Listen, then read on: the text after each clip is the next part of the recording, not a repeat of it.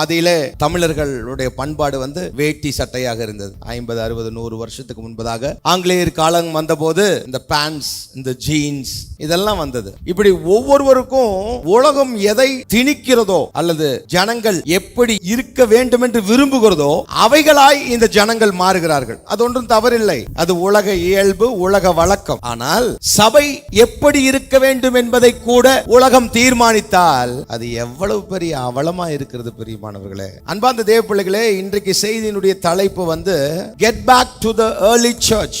ஆதி அப்போஸ்தல திருச்சபைக்கு நாம் திரும்ப வேண்டும் என்று தேவன் விரும்புகிறார். இதில் தேவன் மகிமைப்படுகிறார், உண்மைதான். இதில் நாம் பலனை பெறுகிறோம், உண்மைதான். நாம் பாவ மன்னிப்பை பெற்றுக்கொண்டு ஆண்டுடைய சமூகத்திலே விடுதலையாய் கர்த்தரை ஆராதிக்கிறோம், உண்மைதான். ஆனால் இது அல்ல தேவன் விரும்பினதான சபை. நம்முடைய ஃபோர்ஸ் உண்டாயிருந்தால் மாத்திரம் போதும், நம்முடைய பலன் உண்டாயிருந்தால் மாத்திரம் போதும். நான் அப்படிப்பட்டதான திருச்சபைக்கு நேராக நான் மாற வேண்டும் என்கிறதான எண்ணம் கொண்டவர்களாய் நீங்களும் நானும் இருக்கும்போது தேவன் அவைகளை திருப்பி கொண்டு போகிறார். ஒரு பெருவெள்ளம் வருகிறது, ஒரு காட்டாறு வருகிறது. இந்த காட்டாறு பெருவெள்ளம் வரும்பொழுது அது தன்னுடைய இஷ்டத்திற்கு ஓடும். அது எங்கே வேண்டுமானாலும் கடந்து போகும், அது எந்த இடத்தையும் தாண்டி போகும், எவைகளையும் அது உடைத்து செல்லும். அப்படிப்பட்ட திருச்சபையாய் ஆண்டவர் இருக்க விருப்பப்படவில்லை. நாம் அநேக செய்திகளை இப்படி கேட்டிருக்கிறோம், எதை தடைகளை தாண்டி போகணும் அவைகளை. ஆனால் தேவன் எந்த இடத்திற்கு திருச்சபையை திருப்புகிறாரோ அந்த இடத்துக்கு திருச்சபை திரும்பி போக வேண்டும் என்று ஆண்டவர் விரும்புகிறார். நம்முடைய ஃபோர்ஸ் இருக்க வேண்டும், உண்மைதான். ஒரு காட்டாராய் போய் நம் வல்லமையாய் காணப்பட வேண்டும், உண்மைதான். ஆனால்